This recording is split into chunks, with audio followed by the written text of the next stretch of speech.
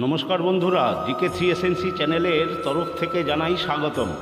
বন্ধুরা, আশা করি ঈশ্বরের কৃপায় সবাই ভালো আছেন। আজ বলবো সন্তানের ভবিষ্যৎ সঠিকভাবে নির্মাণ করছেন কি?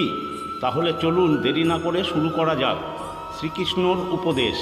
বন্ধুরা, যারা লাইক, শেয়ার ও সাবস্ক্রাইব করেছেন তাদের জানাই অসংখ্য ধন্যবাদ। আর যারা এখনও পর্যন্ত লাইক, শেয়ার ও সাবস্ক্রাইব করেননি তারা অবশ্যই করে দিন। পূর্বপুরুষের ইচ্ছা, আশা, মহৎ আকাঙ্ক্ষা, ক্রোধ, বিবাদ, প্রতিশোধ এসব কিছুর ভার নতুন প্রজন্মকে বহন করতে হয়। মাতা পিতা নিজের সন্তানকে দিতে তো চান বিশ্বের সমস্ত সুখ, কিন্তু দিয়ে ফেলেন নিজের জমানো পীড়া আর সত্তা। দিতে চান অমৃত, কিন্তু সাথে সাথে বিষের ঘোড়াও পূর্ণ করে দিয়ে যান। আপনি বিচার করুন, আপনি আপনার সন্তানকে কি দিয়েছেন জীবনে? অবশ্যই প্রেম, জ্ঞান, সম্পত্তি এই সবই দিয়ে থাকবেন, কিন্তু তার সাথে সাথে ওদের মনকে বিষিয়ে দেননি তো? পূর্ব শর্ত দিয়ে পূর্ব পরিকল্পিত ব্যাখ্যা দেননি তো?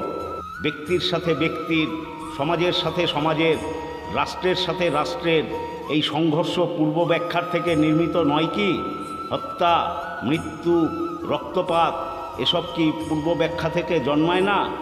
অর্থাৎ মাতা পিতা নিজের সন্তানকে জন্মের সাথে সাথে মৃত্যুর দানও দিয়ে থাকেন।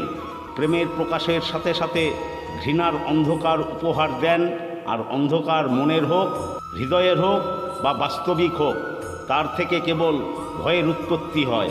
স্বয়ং বিচার করুন। ভগবান শ্রীকৃষ্ণ।